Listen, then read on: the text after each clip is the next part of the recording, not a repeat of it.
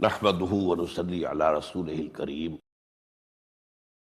وقال عز وجل كما ورد في سورة البقرة وإذ ابتلى إبراهيم ربه بكلمات فأتمهن قال إني جاعلك للناس إماما إلى قوله تعالى إذ قال له ربه أسلم قال أسلمت لرب العالمين صدق اللہ العظیم۔ فلسفہ حیات، فلسفہ زندگی از روئے قرآن۔ پھر جو امتحان دنیا میں اللہ تعالیٰ کی طرف سے انسانوں کو پیش آتے ہیں،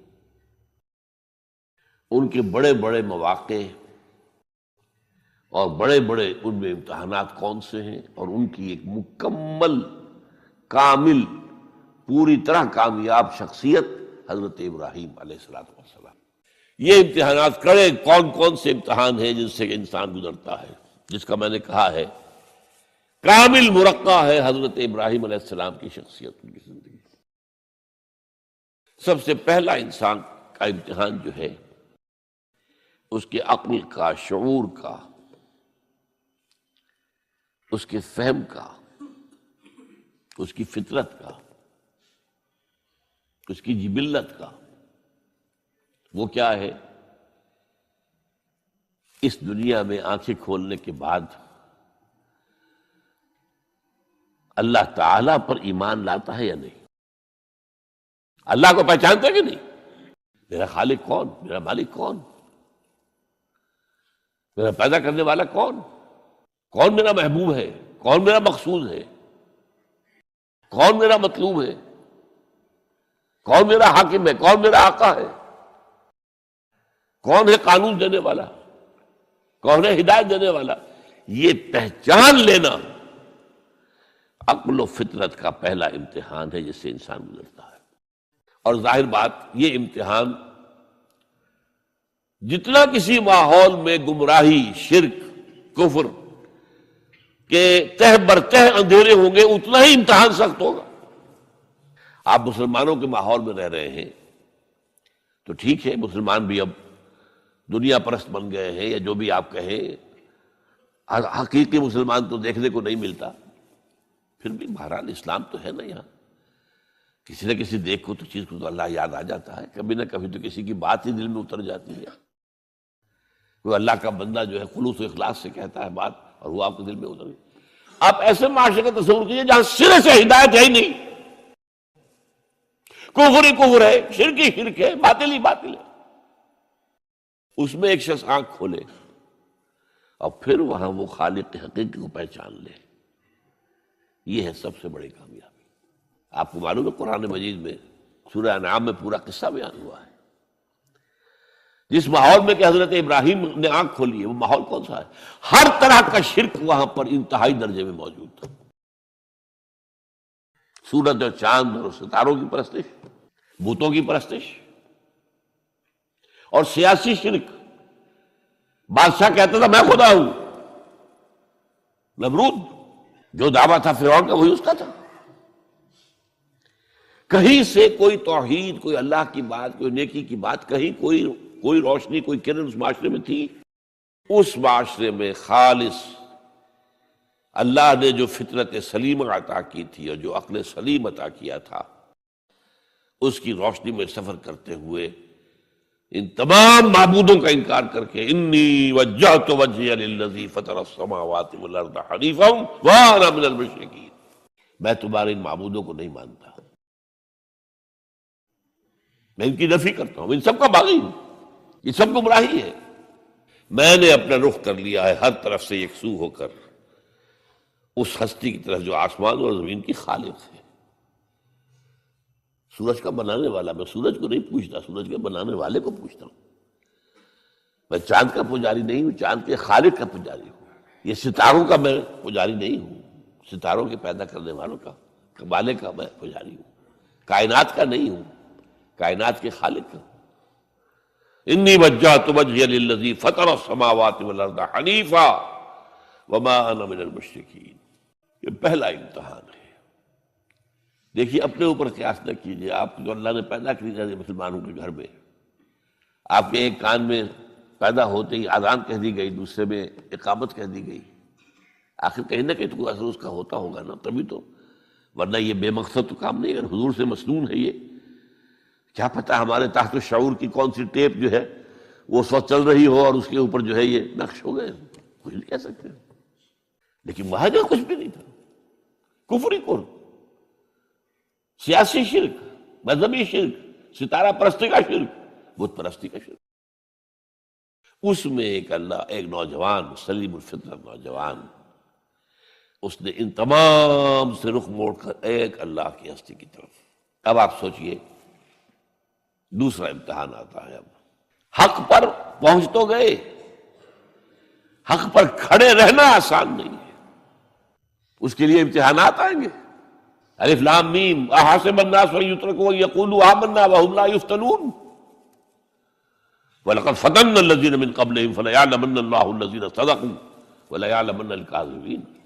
ہم تو آزماتے ہیں، پھر تم نے کہہ تو دیا ربی اللہ. اچھا آپ دیکھتے ہیں، تمہیں جانچیں گے، پرکھیں گے، امتحان لیں گے تمہارا. وہ امتحان کیا تھا؟ اسی کو کہا نا سورۃ میں حامیم سجدہ میں، ان الذین قالوا ربنا اللہ ثم استقاموا. بے شک وہ لوگ جنہوں نے کہا ہمارا رب اللہ ہے اور پھر جم گئے. یہ جم جانا جو ہے اس استقامت میں قیامت مضمن ہے. سب سے پہلے گھر میں جنگ ہوئی. باپ کہتا ہے ابراہیم کیا اراغب انت عن آلہتی یا ابراہیم، اے ابراہیم یہ کیا، تم میرے آلہہ، میرے جو معبود ہیں ان سے تم نے روگردانی کر دی ہے. اور ابراہیم سمجھا رہے ہیں یا ابت، ابا جان، انی قد جانی من العلم ما لم یاتک فاتبعنی اہدک صراطا سویا. ابا جان میرے پاس وہ علم آیا ہے جو آپ کے پاس نہیں آیا. مجھے اللہ نے وحی کے ذریعے سے ہدایت کاملہ عطا کر دی ہے، تو آپ کو میری پیروی کرنی پڑے گی. دیکھیے بات الٹی ہو رہی ہے. وہ باپ ہے، تم بیٹے ہو. وہ کہہ سکتا ہے میں نے اپنے یہ بال دھوپ میں سفید کیے، تم کل کے بچے آج تم مجھ سے مانگ رہے ہو، مطالبہ کر رہے ہو. دلیل پہلے دے دی ہے. یا ابت انی قد جانی من العلم ما لم یاتک. وہ علم کا وہ شعبہ آپ کے پاس ہے ہی نہیں جو اللہ نے مجھے وحی کے ذریعے سے دے دیا ہے، لہٰذا آپ کو میری پیروی کرنی ہوگی. یا ابت لا تعبد الشیطان. ابا جان دیکھے شیطان کی پیروی نہ کی. یا ابت انی اخاف ان یمسک عذاب من الرحمن فتکون للشیطان ولیا. ابا جان مجھے بڑا اندیشہ ہے کہ آپ کہیں اللہ کی نگاہ میں شیطان کے ساتھیوں میں شمار نہ ہو جائیں اور پھر آپ پر اللہ کا عذاب نہ آ جائے. لیکن جواب کیا دیا باپ نے؟ اراغب انت عن آلہتی یا ابراہیم لئن لم تنتہ لارجمنک واہجرنی ملیا. اے ابراہیم میرے آلہہ، میرے معبودوں سے روگردانی کر رہا ہے، باز نہیں آؤ گے سنسار کر دوں گا، پتھر مار مار کے ہلاک کر دوں گا، اور نکل جاؤ، دفع ہو جاؤ میری نگاہوں کے سامنے سے. وہ فطرت سلیمہ کا حامل نوجوان کیا کہتا ہے؟ قال سلام علیک. اچھا ابا جان آپ پر سلامتی ہو. قال سلام علیک، میں جاتا ہوں، گھر چھوڑ کے جا رہا ہوں، لیکن میں اپنے رب سے آپ کے لیے دعا کروں گا کہ وہ آپ کو ہدایت دے.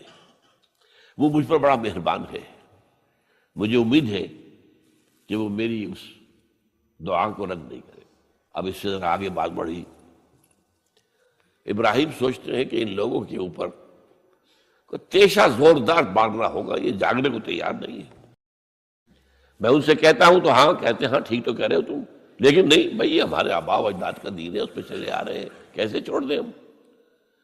بات تو تمہاری ٹھیک لگتی ہے ابراہیم، تم بات تو صحیح کر رہے ہو، لیکن سورہ عنکبوت میں فرمایا مودۃ بینکم فی الحیات الدنیا. حضرت ابراہیم نے کہا تم اپنے دنیا کی زندگی کی محبتوں کی وجہ سے جکڑے ہوئے ہو، ورنہ تمہیں معلوم ہے میں نے کھول دیا تم پر کہ یہ سب بکواس ہے، یہ تمہارے عقائد جو ہیں بے بنیاد ہیں. لیکن دنیاوی محبتیں، یہ تعلق جو ہے تمہیں کھڑا کیے ہوئے ہے. جب انہوں نے دیکھا کہ ان پر، وہ اقبال کا شعر ہے کہ پھول کی پتی سے کٹ سکتا ہے ہیرے کا جگر، مرد ناداں پر کلام نرم و نازک بے اثر. مرد نادہ پر کلام نرم و زاد، اس کے اوپر تو وہ ہتھوڑا چلانا پڑتا ہے، وہ ہتھوڑا چلانے کی سوچی۔ ان کا کوئی تہوار آیا تھا جس میں جا کے باہر میدان میں جا کے کو پوجا کرنی تھی کسی خاص ستارے کی، اور پورا شہر خالی ہو جانا تھا۔ حضرت ابراہیم نے کہا میری طبیعت تو ٹھیک نہیں، میں تو آپ لوگوں کے ساتھ نہیں جاؤں گا، آپ جائیے۔ جب چلے گئے پورا شہر خالی ہو گیا۔ اب انہوں نے ہاتھ میں ہتھوڑا لیا، وہ بت خانے میں گھس گئے اور سب بتوں کو توڑ کے چورا چورا کر دیا۔ لیکن طبیعت میں ایک عجیب قسم کا ایک مٹھاس والا مزاح تھا، تو اس ایک سب سے بڑے بت کو چھوڑ دیا اور اس کے کندھے پر وہ تیشہ رکھ دیا۔ اب جو وہ رات کو واپس آئے ہوں گے، آپ سوچئے ذرا، آج بھی ہندوستان کے شہر متھرا میں یا بنارس میں کہیں بتوں کے ساتھ کے کوئی حشر کر دے تو کیا قیامت آئے گی۔ من فعل ھذا بآلہتنا، کون ہے وہ جس نے ہمارے معبودوں کا یہ حشر کیا ہے؟ بہت کچھ کر کے کچھ لوگ، ہاں ہم سنتے تھے ایک نوجوان جو ہے وہ کچھ ان کا ذکر کیا کرتا تھا ان بتوں کا کہ ان میں کچھ نہیں ہے، کچھ نہیں ہے، کچھ باغیانہ خیالات کا اظہار کیا کرتا تھا وہ ابراہیم۔ بلاؤ، حاضر کیا گیا۔ یا ابراہیم انت فعلت ھذا، کیا اب تم نے یہ؟ مجھ سے کیا پوچھتے، اس بڑے بت سے پوچھو، اس سے پوچھو، بھائی سارے ٹوٹے ہوئے، یہ سالم کھڑا ہے۔ اور نمبر دو جسے کہتے ہیں پولیس کی اصطلاح میں آلہ واردات، قتل کیا تھا تو کس چیز سے کیا تھا وہ بھی برآمد ہو گیا، وہ چھری بھی مل گئی ہے، اس پر خون کے دھبے بھی ہیں۔ اور آج تو آپ کو معلوم ہے کہ خون کے قطرے سے بھی پتہ چل جاتا ہے کہ کس کا خون تھا، جینیٹکس کے ذریعے سے۔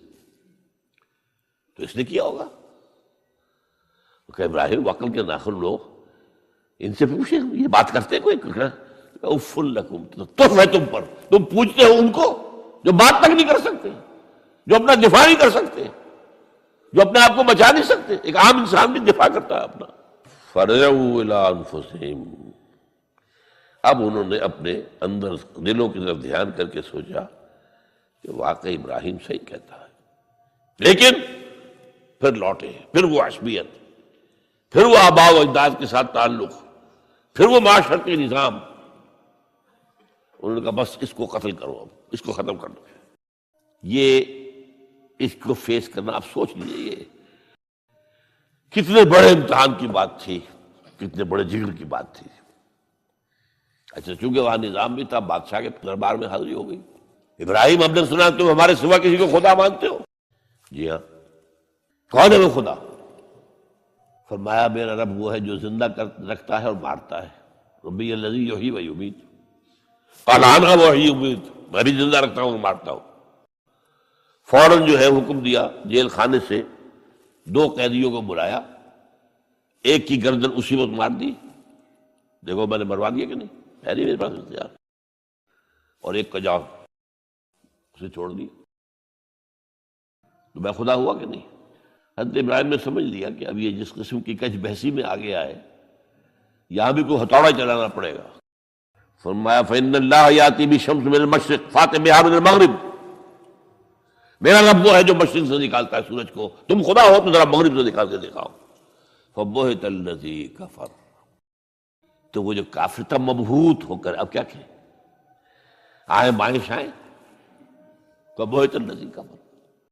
لیکن میں یہاں پہ جو زور دے رہا ہوں، آپ اس ہمت، اس قوت ارادی کا اندازہ کیجئے کہ جو ایک بڑے زبردست بادشاہ کے میں سامنے کھڑے ہو کر یہ بات کر رہا ہے، اور ڈٹ کر رہا ہے، آنکھوں میں آنکھیں ڈال کر رہا ہے۔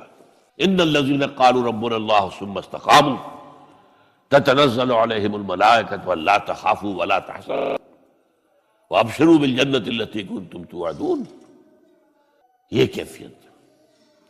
تو پہلا امتحان تو ہے ان مادی غلافوں میں لپٹے ہوئے ہونے کے باوجود حق کو پہچان لینا، اس مادی کائنات میں گم نہ ہو جانا، اس سے ماورا، اس سے بلند تر ہو کر اس ہستی کو پہچاننا جس نے اس کو پیدا کیا۔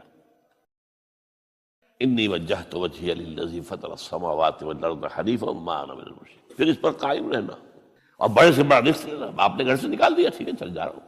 قال السلام علیک ساستغفر لک ربی انہ کان بی حفیہ، موت کو فیس کیا ہے تو اس طرح کیا ہے، اور کیسا جواب دیا ہو، کیسا، میں نے کہا ایک مزاح کا انداز تھا ان کے عمل میں کہ اس سے پوچھو، ایک صحیح سالم کھڑا باقی ٹوٹے ہوئے، تو کہنے والا یہ سرکمسٹانشل ایویڈنس کیا ہوتا ہو؟ آج بھی آپ کے ہاں مقدمات کے اندر ایک سرکمسٹانشل ایویڈنس بھی تو ہوتا ہے نا، حالات، قرائن کی کیا گواہی ہے؟ تو وہ سالم میں باقی سب ٹوٹے ہوئے ہیں، دوسرے یہ کہ آلہ جو ہے اس کے پاس سے برآمد ہو رہا ہے، اس کے کندھے پر رکھا ہوا ہے، اور پھر یہ کہ بادشاہ کے دربار میں جا کر جس طرح اس کی انکار کیا ہے اس کی خدائی کا، ان کا ٹھیک ہے، اس کو تو اب زندہ آگ میں ڈالو اور یہ گر جائے، ختم کر دو اس کو، بسم کر دو۔ اچھا، اس کے لیے تیاریاں کی گئی ہیں، سورہ صافات میں اس کا ذکر موجود ہے۔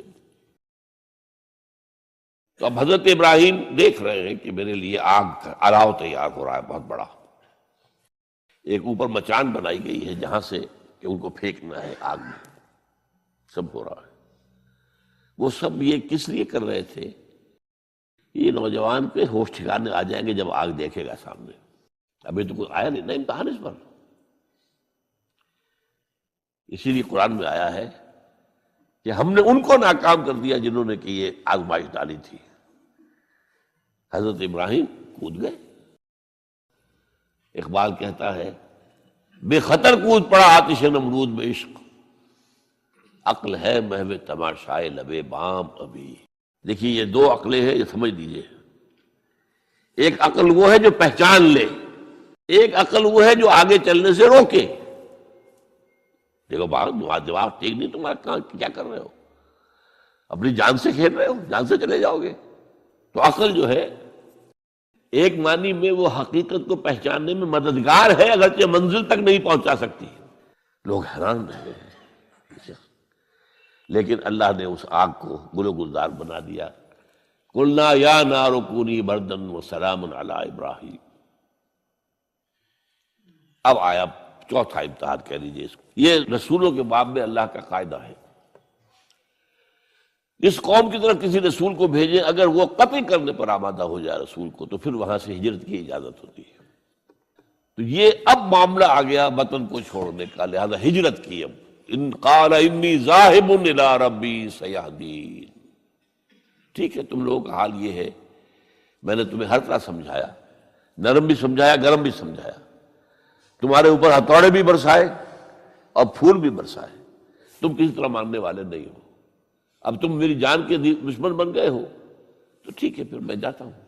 انی ذاہب الی ربی سیہدین رب ہب لی من الصالحین۔ ایک دعا اور نکل آئی اس وقت دل سے، اے اللہ مجھے صالح اولاد عطا فرما۔ 80 برس سے تجاوز ہو چکی تھی عمر، اولاد نہیں تھی۔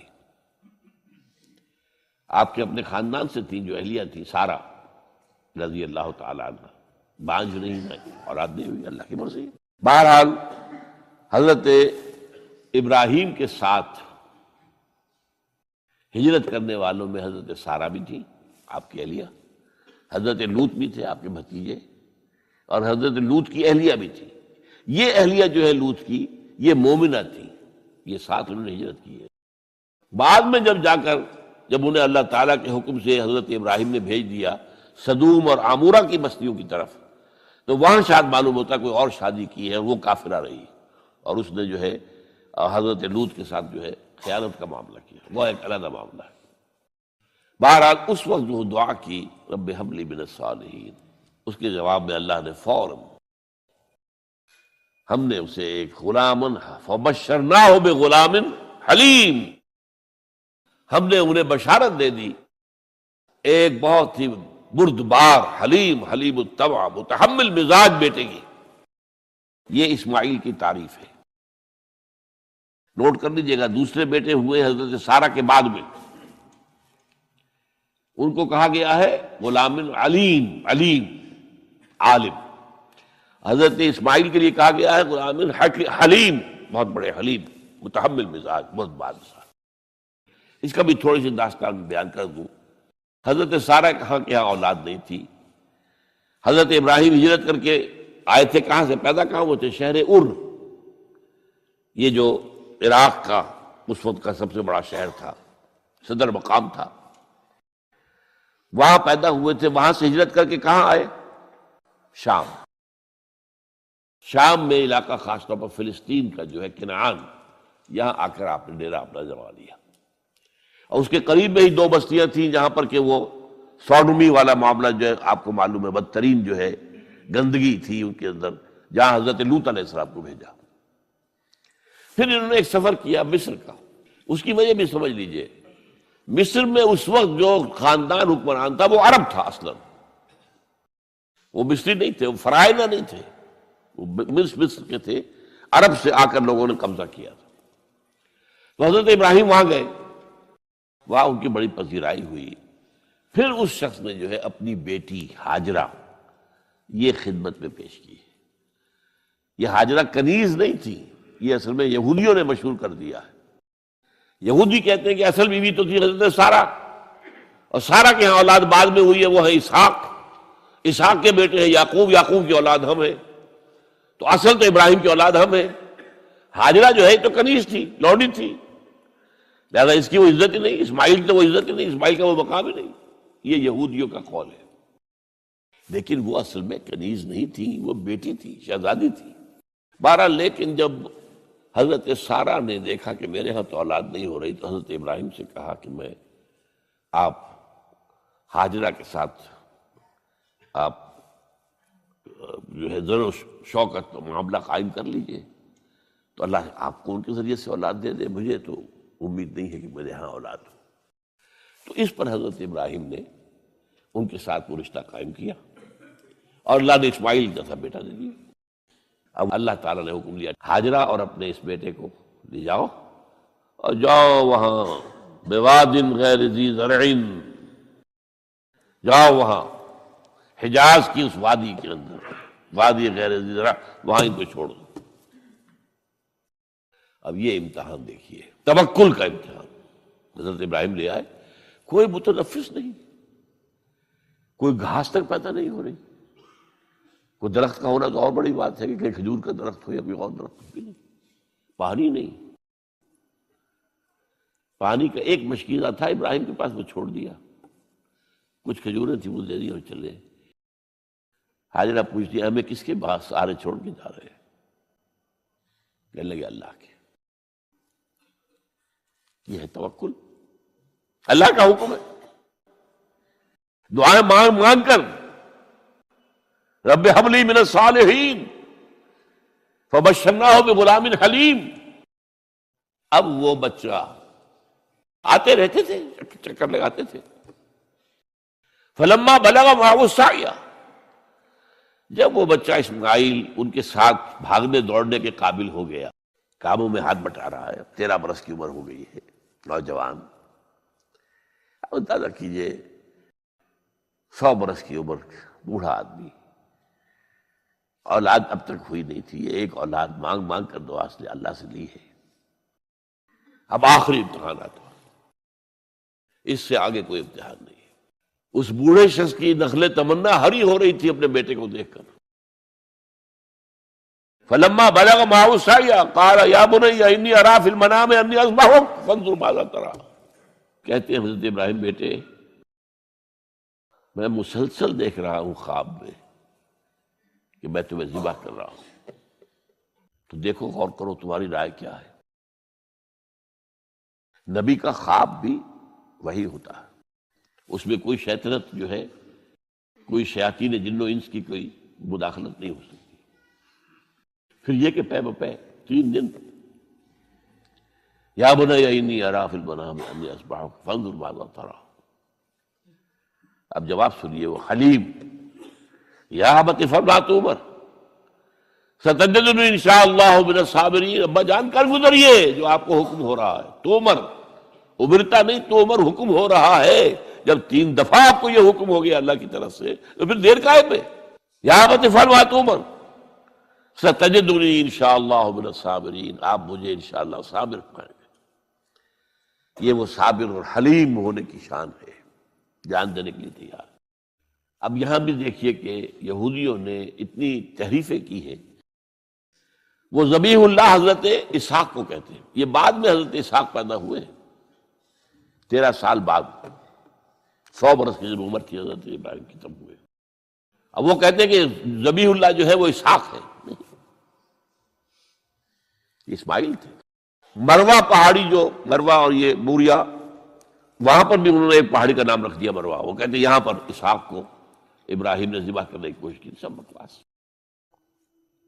تو حضرت اسماعیل جو ہے وہ ذبیح اللہ ہے، اللہ نے جب لٹا دیا فلما اسلما وتلہ للجبین۔ اب یہاں پر ذرا نوٹ کیجئے، اسلما جب دونوں نے اسلام کا مظاہرہ کیا، وہ جو میں نے کہا تسلیم، سر تسلیم خم ہے جو مزاج یار میں آئے۔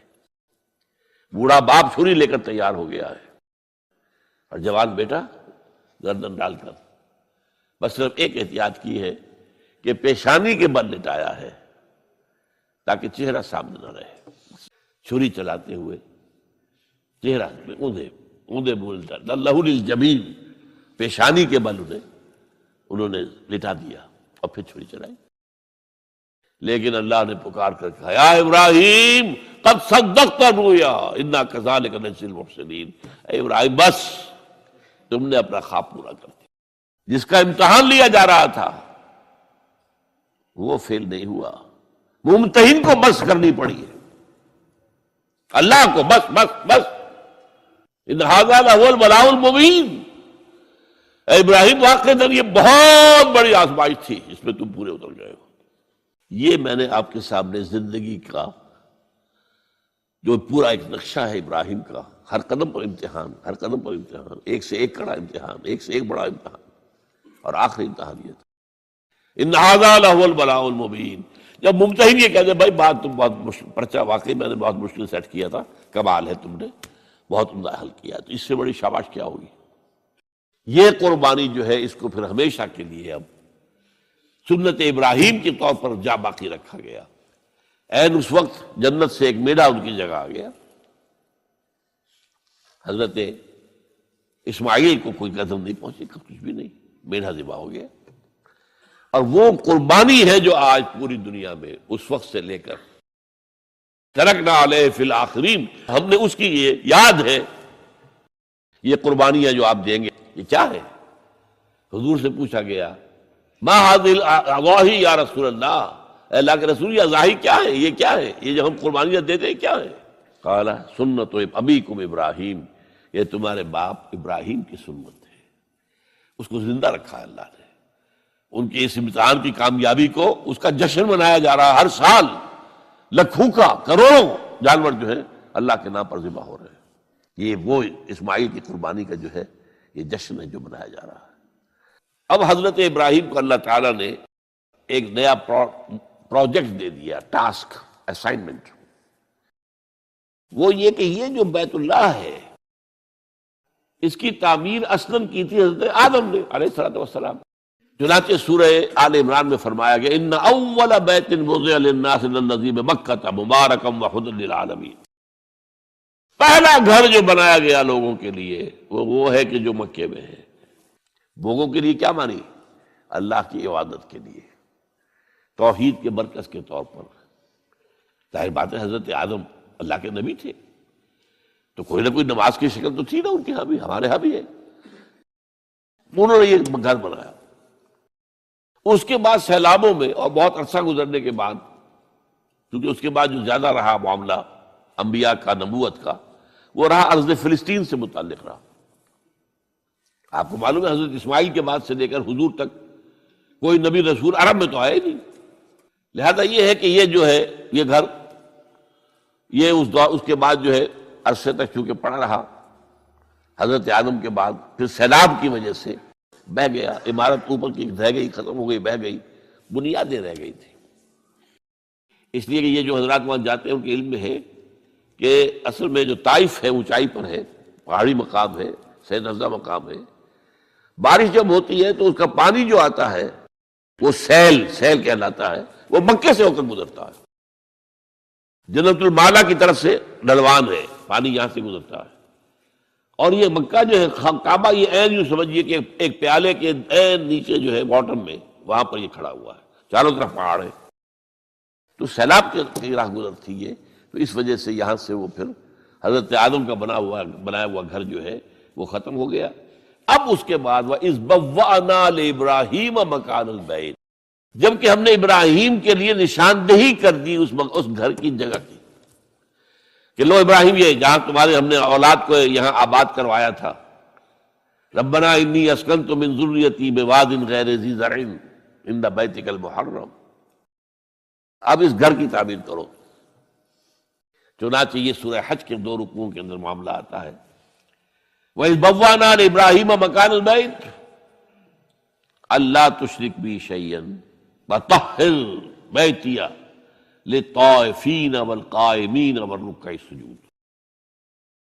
اب یہ گھر تعمیر کرو ہمارا بیت اللہ، اور اس گھر کے اندر صفائی ستھرائی رکھو، پاک رکھو اس کو، شرک کی آلودگی سے بھی پاک، اور ویسے بھی کوڑا کرکٹ نہ ہو، ڈھیر نہ ہو، تاکہ اگر کوئی میرے بندے یہاں آئے رکوع و سجود کے لیے تو ایسا نہ ہو کہ کوڑا پڑا ہوا ہو، بدبو آ رہی ہو، کوئی اور غیر پڑی ہوئی ہو۔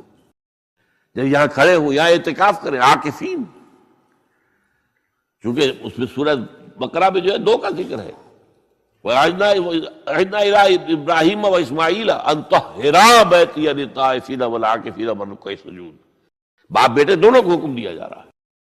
یہاں سورہ حج میں 1 کا ذکر ہے، وَإِذْ بَوَّأْنَا لِإِبْرَاهِيمَ مَكَانَ الْبَيْتِ أَلَّا تُشْرِكْ بِي شَيْئًا وَطَهِّرْ بَيْتِيَ لِلطَّائِفِينَ وَالْقَائِمِينَ وَالرُّكَّعِ السُّجُودِ وَأَذِّنْ فِي النَّاسِ بِالْحَجِّ، اور ذرا اذان دو، پکارو لوگوں کو کہ آؤ حج کے لیے۔ کہاں تک وہ اذان کی آواز گئی ہوگی، کہاں تک بات پہنچی ہوگی؟ اللہ کا حکم ہے، اذان دیے۔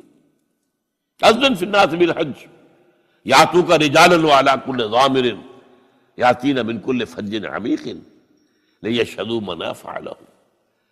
پکارو لوگوں کو حج کے لیے، وہ آئیں، تمہارے پاس پیدل چل کر بھی آئیں گے اور اونٹنیوں کے اوپر بھی آئیں گے، اتنی دور سے آئیں گے کہ اونٹنیاں کمزور ہو جائیں گی، دبلی ہو جائیں گی چل کر۔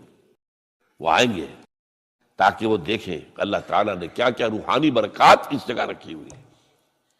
لیشہدوا منافع لہم وَيَذْكُرُوا اسْمَ اللَّهِ فِي أَيَّامٍ مَّعْلُومَاتٍ عَلَىٰ مَا رَزَقَهُم مِّن بَهِيمَةِ الْأَنْعَامِ، اور یہاں پر آ کر وہ ہمارے حضور میں قربانی پیش کریں، ہمارے وہ حیوان جو ہم نے بنائے ہیں،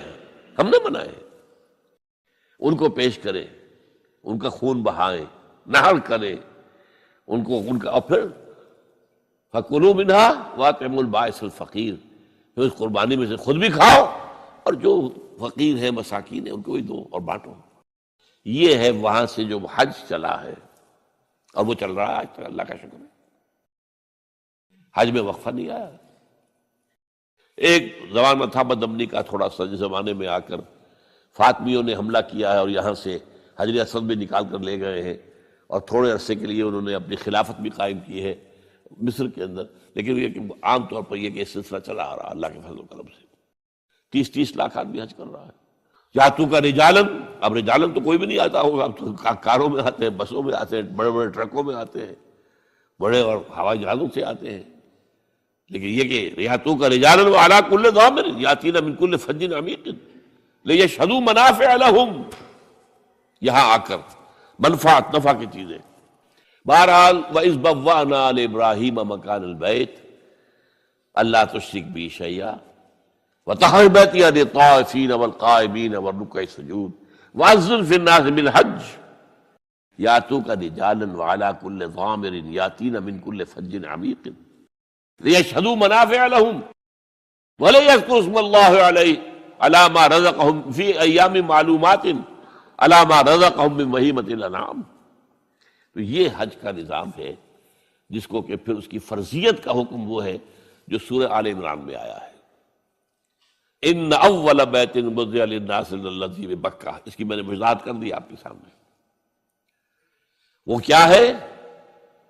ہدی و مبارک للناس، ہدی للناس، اور مبارک ہے لوگوں کے لیے، برکتوں والا ہے۔ فیہ آیات بینات مقام ابراہیم، اس میں بڑی روشن نشانیاں ہیں، مقام ابراہیم موجود ہے، جس پتھر پر کھڑے ہو کر حضرت ابراہیم تعبیر کرتے رہے۔ آپ کو معلوم ہے جیسے اونچی عمارت بنانے کے لیے، دیوار بنانے کے لیے آپ کو لگانے پڑتے ہیں نا وہ اسکیفولڈنگ، وہاں کون سی اسکیفولڈنگ تھی؟ اتنا اونچا پتھر، تو کہتے ہیں کہ وہ پتھر جس پر کھڑے ہو کر حضرت ابراہیم وہ خود ہی اونچا ہوتا جاتا تھا، اور اس کے اوپر پاؤں کے نشان موجود ہیں حضرت ابراہیم علیہ السلام کی۔ اب یہ چیزیں پھر صفا و مروہ، جہاں پر کہ وہ حاجرہ، وہ اللہ کی بندی بچے کو جب وہ تڑپتے ہوئے دیکھ رہی تھی کہ پینے کے لیے پانی نہیں ہے، کیا کریں، اور غذا تو دور کی بات ہے، پانی نہیں ہے، پیاسا تڑپ رہا ہے، دوڑتی ہوئی چڑھتی تھی صفا پہاڑی کے اوپر۔ اب تو وہ پہاڑیوں کے نشان رہ گئے نا صرف، باقی درمیان میں سے سارا کا جو ہے وہ بھر گیا، بازار بن گیا، بہترین جو ہے وہاں پر اب جو ہے خوبصورت قسم کے ٹائلوں والے فرش لگے ہوئے ہیں۔ اب صفا کے اوپر ایک اور مندر اوپر بنا دی گئی ہے، لیکن اس وقت کیا پہاڑیاں تھی، کوئی درخت بھی نہیں، کوئی گھاس بھی نہیں۔ دوڑ کے ادھر گئی، دیکھا ادھر کوئی انسان کوئی نظر آ جائے، اس کو میں آواز دوں وہ پانی لے کے آئے میرے بچے کے لیے، نہیں ہے۔ دوڑی آئی، پھر نیچے آ کر پھر دوسری پہاڑی پر چڑھ گئی مروہ کے اوپر، وہاں پر جا کے جھانکا، کوئی 7 چکر اس اللہ کی بندی نے لگائے۔ یہ ان کی یاد بنائی جا رہی ہے، ان الصفا والمروۃ من شعائر اللہ فمن حج البیت او اعتمر فلا جناح علیہ ان یطوف بہما ومن تطوع خیرا فإن اللہ شاکر علیم۔ یہ وہ یاد ہے حضرت ابراہیم کی پوری زندگی کا معاملہ۔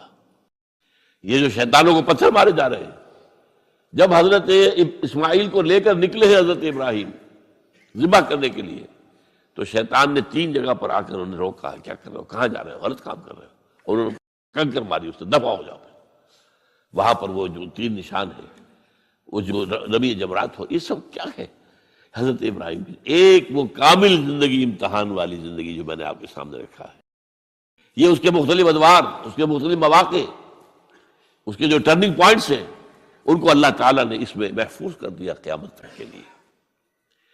تو فرمایا ان اول بیت وضع للناس الذی ببکۃ مبارکا وہدی للعالمین فیہ آیات بینات مقام ابراہیم ومن دخلہ کان آمنا۔ یہ وہ ہے معجزہ، جو شخص بھی حرم میں داخل ہو جائے اس کے لیے امن ہے۔ بدترین دور بد امنی کا جو ہوتا تھا عربوں کے اندر، اس میں بھی اگر فرض کیجئے کہ آپ کے والد کو کسی نے قتل کیا تھا، اور عرب کے اندر پھر اس کا انتقام لینا جو ہے وہ لازم تھا، وہ ڈھونڈتا پھر رہا ہے آپ کے والد کے قاتل کو، کہیں نہیں مل رہا ہے۔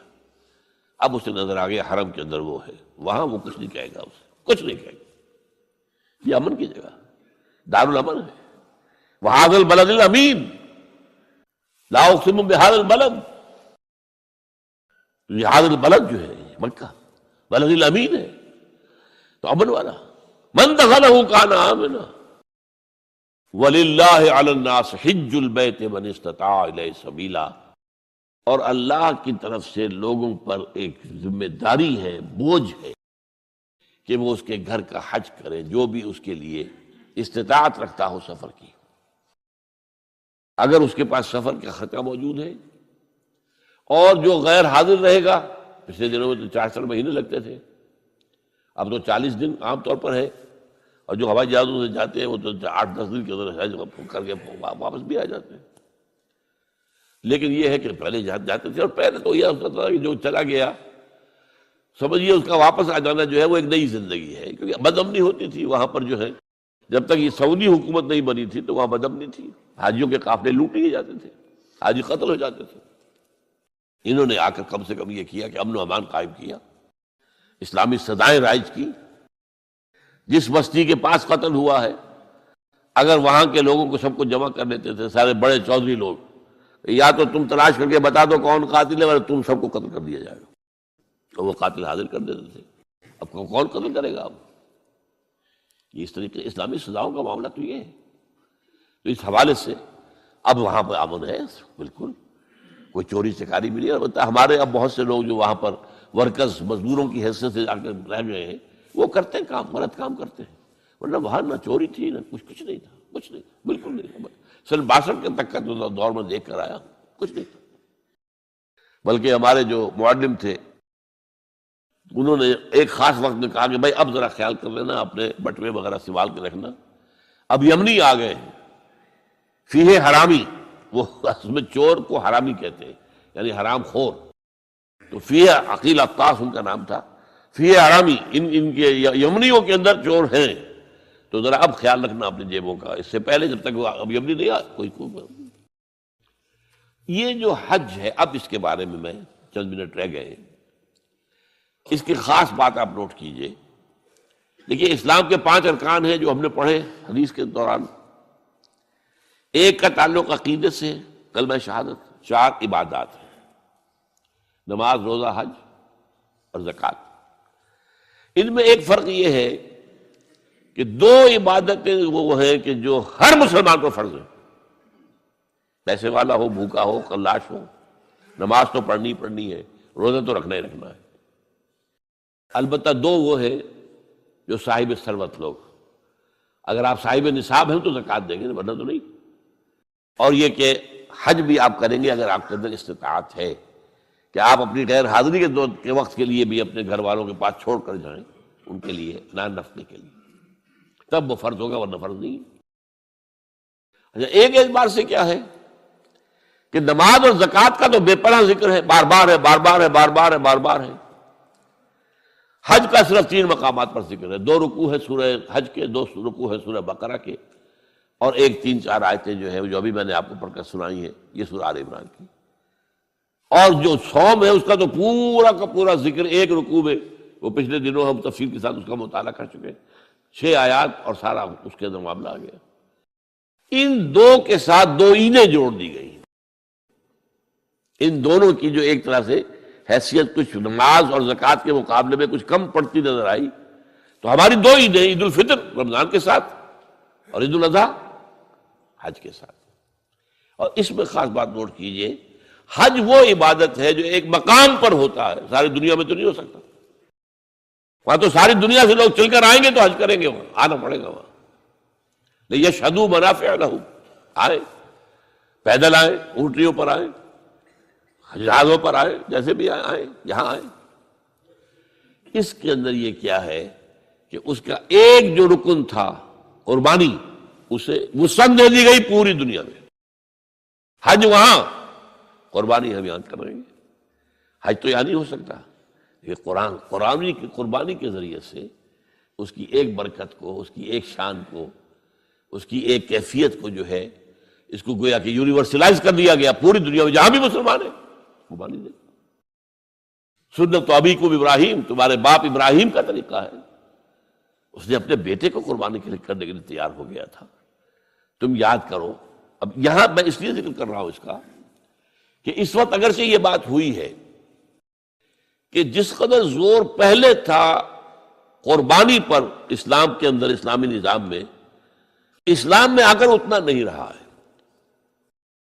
اس لیے کہ یہودیوں کے ہاں تو قربانی تھی ہی صرف قربانی، لہذا وہ قربان گاہ کہلاتا تھا، جو ان کا جو ہے خیمہ ہوتا تھا عبادت کا، قربان گاہ۔ اور جو یروشلم میں جو ان کا جو مسجد تھی، جو ہیکل سلیمانی، وہ بھی قربان گاہ، قربان دیتے تھے۔ سب سے بڑی عبادت یہی تھی۔ نماز کا معاملہ اتنا اہم نہیں تھا جتنا کہ امت مسلمہ میں آگے ہوا ہے۔ ہمارے ہاں کیا ہوا ہے کہ حج کا جو ہے معاملہ، حج کے موقع پر قربانی، اس میں خاص نکتہ میں آپ کو یہ بتا دیتا ہوں کہ ہمارے ہاں منکرین حدیث ایک ایسا طبقہ رہا ہے جو قربانی کے خلاف، یہ ضیاع ہوتا ہے، گوشت ضائع ہوتا ہے، فلاں ہوتا ہے، پیسے ضائع ہوتے ہیں، اس سے غریب کو کسی کو دے دو پیسے۔ قربانی کی جگہ قربانی ہی ہوگی، کوئی اور شے نہیں ہو سکتی۔ اور ضائع کہاں ہوتا ہے؟ یہاں کہیں ضائع ہوتا ہے گوشت؟ ایک بوٹی تک ضائع نہیں ہوتی، اس کی کھالیں ضائع نہیں ہوتی، اس کے روزے ضائع نہیں ہوتے۔ اب تو کوئی چیز آپ چھوڑتے ہی نہیں کہ جو اس کی استعمال کر لیتے ہو۔ اب اس کا خون بھی جو ہے وہ جمع کر کے جو ہے وہ مرغیوں کی جو خوراک ہے اس میں شامل کیے جاتے ہیں، کوئی شے ضائع نہیں ہوتی۔ ہاں وہاں ضیاع ہوتا تھا، لیکن ایک دور تک بات کیا تھی کہ اس جگہ کے رہنے والوں کے پاس ذریعہ معاش کی اور تھا ہی نہیں۔ کوئی بھیڑیں بکریاں پال لی تو ان کو اچھی قیمت مل جاتی تھی قربانی کے لیے جب حاجی آتے تھے، یہ ان کا معاش کا ایک سپورٹ ہو گئی۔ چلے آ رہے ہیں بکرے، حبشہ سے آتے تھے، جیسے ہمارے یہاں ڈیرہ غازی خان سے آ رہے ہیں، کہیں اور سے آ رہے ہیں، یہ قربانی کے جانور آتے تھے۔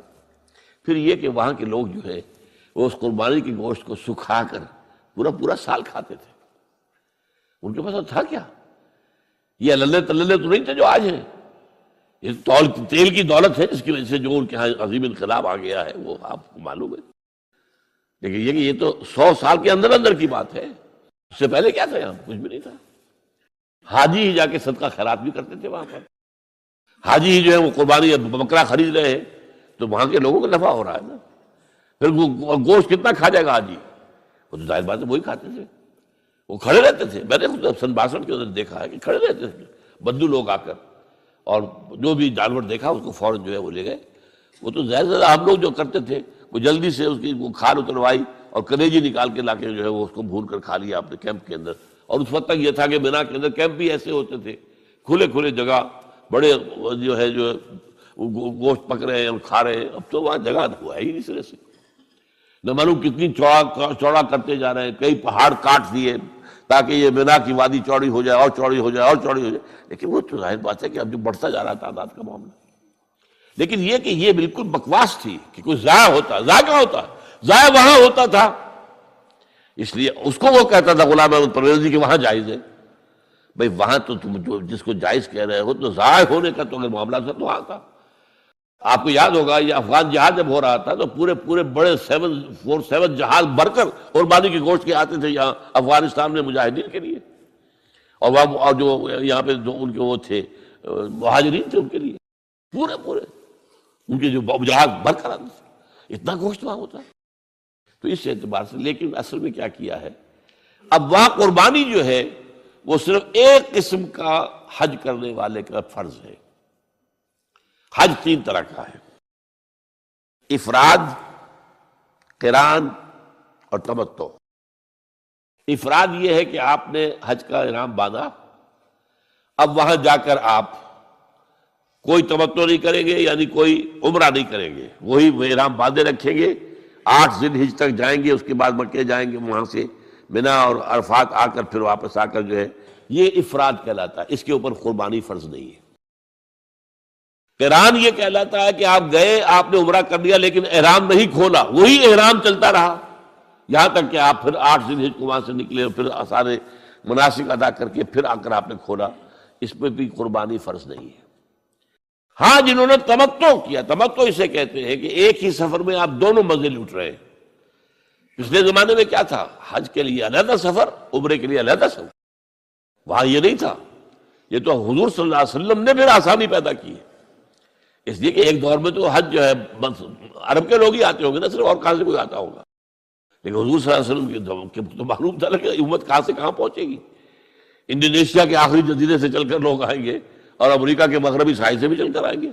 یہ آئے گے کہ نہیں آ رہے ہیں. تو بجائے اس کے کیا اگر ان کے لیے عمرے کے لیے علیحدہ سفر ہوتا تو وہ ان کے ناقابل برداشت تھا. تو ایک احرام میں عمرہ بھی اور حج بھی. اب ہم تمتع کرتے ہیں، جو بھی یہاں سے جاتا ہے اس کو حج تمتع کہلاتا ہے. افراد، قران اور تمتع. تمتع یہ ہے کہ آپ گئے، آپ نے یہاں سے احرام باندھ لیا، وہاں جاتے عمرہ کیا، احرام کھول دیا، اب آپ آرام سے مکے میں رہیے، آپ کے اوپر کوئی احرام والی پابندی اب نہیں ہے، ختم ہو گئی. اس کے بعد 8 ذی الحجہ کو آپ نے احرام باندھا حج کے لیے، اور وہ 3 دن کے بعد 4 دن کے بعد کھول دیا. اس لیے تو یہ جو آسانی پیدا کی گئی اور ایک سفر میں آپ کو حج اور عمرہ دونوں کی اجازت دے دی گئی، اس کے شکرانے کے طور پر قربانی وہاں ہوتی ہے. ورنہ جو افراد کرے حج مفرد یا مقرن قران والا حج، اس پر قربانی فرض نہیں ہے. البتہ پوری دنیا میں جہاں مسلمان ہیں صاحب استطاعت پر یہ لازم ہے، واجب. یہ شاعر اللہ میں سے ہے.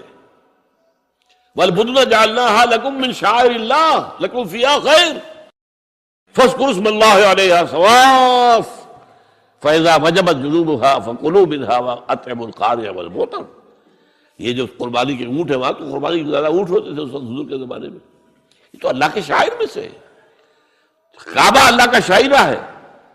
ان الصفا والمروہ من شعائر اللہ. تو اسی طرح قربانی کا جانور بھی شاعر اللہ میں سے ہے. اللہ کے نام پر ان کے گلوں میں پٹکا باندھ دیا جاتا تھا. تو یہ جو ہے کہ یہ اللہ کے لیے ہے، بیت اللہ کا ہدیہ ہے، وہاں جا رہے ہیں. تو یہ بھی اللہ تعالیٰ کے شاعر میں سے ہے. تو یہ عید الاضحیٰ جو ہے، ایک بات تو یہ بڑی پیاری ہے، اس کی طرف سے توجہ دلا رہا ہوں کہ اس دین کا ذرا دیکھیے مزاج. 2 سالانہ عیدیں، لیکن ہوتا کیا ہے اس میں؟ کوئی کھیل ہوتے ہیں، کوئی ڈرامے ہوتے ہیں، کوئی کیا ہوتا ہے؟ کچھ نہیں. 2 رکعت نماز، جاتے آتے تکبیرات، کبر ہو تکبیرہ، وَلِتُكَبِّرُوا اللَّهَ عَلَى مَا هَدَاكُمْ. یہ یہاں بھی آیا ہے، سورہ بقرہ میں بھی آیا. تو یہ سارا معاملہ جو ہے 2 رکعت نماز، آپ نے اجلے کپڑے پہنے، نہائے دھوئے گئے، نماز پڑھی 2 رکعت، خطبہ سن رہا ہے، یہ عید ہے. کوئی یہاں پر کوئی جو ہے وہ ہنگامہ نہیں، کوئی جشن نہیں، کوئی گانے بجانے نہیں، کچھ بھی نہیں. یہ سادگی، اللہ کی تکبیر، اللہ کا حمد. بعد 2 رکعتیں بھی ہیں تو 6 اضافی تکبیرات کے ساتھ ہیں. 2 رکعتوں میں جو تکبیرات ہوتی ہیں آپ کی، تو عام طور پر تو ایک ہی تکبیر ہے نا، یا پھر اہل حدیث حضرات جو ہے وہ تکبیریں، اہل حدیث کے 12 تکبیرات ہیں اضافی عیدین کے لیے. بہرحال یہ عید الاضحیٰ جو ہے یہ ہمارے اندر اس روح قربانی کو باقی رکھنے کے لیے ہے. ہوا کیا ہے اس 1400 سال میں بدقسمتی سے؟ ایک طرف تو شکر ادا کیجئے کہ کم سے کم دین کا ڈھانچہ برقرار ہے. حج ہو رہا ہے، 30 لاکھ آدمی حج کر رہے ہیں. عمرہ ہو رہا ہے، لاکھوں آدمی عمرہ کر رہے ہیں. یہاں ہمارے ہاں 25,000 کا شہر اعتکاف آباد ہو جاتا ہے. چلیے، اسلام کا ڈھانچہ تو کچھ نہ کچھ ہے نا، روح نہیں ہے. نماز و روزہ و قربانی و حج یہ سب باقی ہے، تو باقی نہیں ہے. عقل و دل و نگاہ کا مرشد اولی ہے عشق. عشق نہ ہو تو شرع و دین متقدر تصورات. یہ روح جو ہے اللہ کی محبت، اللہ کے ساتھ وفاداری، اللہ کے لیے ہر شے قربان کرنے کو تیار ہونا. ان صلاتی و نسکی و محیای و مماتی للہ رب العالمین. جب تک یہ روح نہیں ہوگی، اسی لیے فرمایا سورہ حج میں لن ینال اللہ لحومها ولا دماؤها ولکن ینالہ التقوی منکم. دیکھو تم اونٹ اگر ذبح کرتے ہو یا بکرا یا کوئی اور چیز، بیل گائے، اللہ تک ان کا نہ گوشت پہنچتا ہے نہ خون. لن ینال اللہ لحومها ولا دماؤها ولکن ینالہ التقوی منکم. ہاں اگر تقوی تمہارے اندر ہے وہ اللہ تک پہنچ جاتا ہے. وہ روح تقوی وہ ہے نہیں.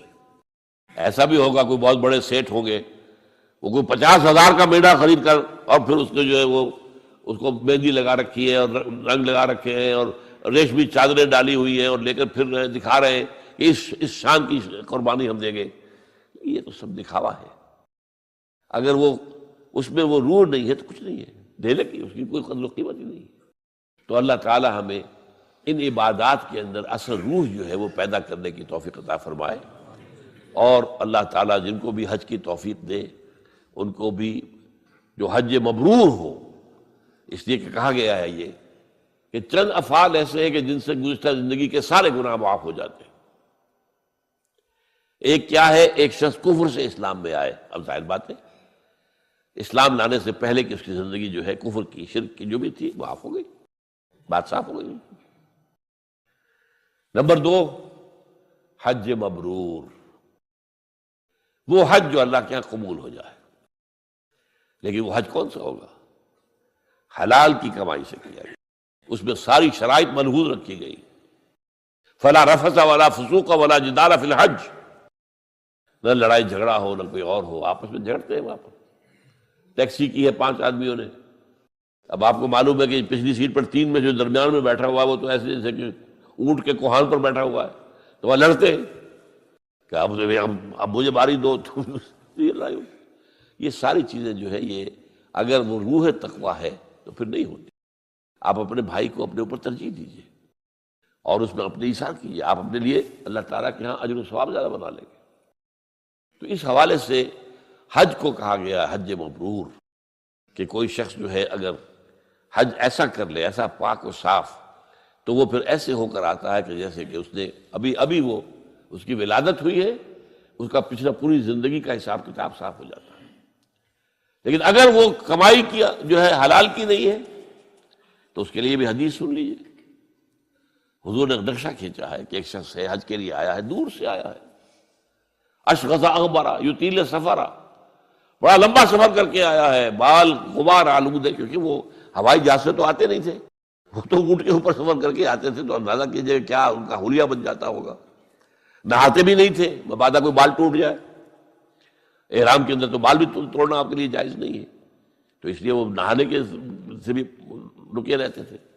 اسی لیے تو کہا ہے ثم لیقضوا تفثهم، پھر جب یہ سب تم کچھ کر لو تو پھر اپنا جو بھی میل کچیل ہے وہ دور کرو، اپنا نہاؤ دھو اور اپنا احرام کھول دو، اور گویا کہ جیسے عید ہوتی ہے، ہمارے یہاں عید کی نماز ہوتی ہے تو وہاں پر وہ پھر اس کی جگہ پر جو ہے وہ طواف ہے، طواف زیارہ، کہ جو یوم نحر کو قربانی دینے کے بعد اور رمی جمرات کے بعد پھر جاؤ، اپنا حجامت بھی کروا کر سر منڈوا دینا جو ہے افضل ہے، پھر جاؤ اور جا کر اب کپڑے پہن کر گویا کہ عید منانے کے انداز میں اچھے کپڑے پہن کر خوشبو لگا کر جاؤ اور طواف زیارت کرو۔ یہ طواف زیارت جو ہے یہ جو ہمارے ہاں عید اضحیٰ کی نماز کی 2 رکعتیں اس کے قائم مقام ہے، یہ ہے اس طریقے سے یہ نظام آپس میں بڑا مربوط ہے۔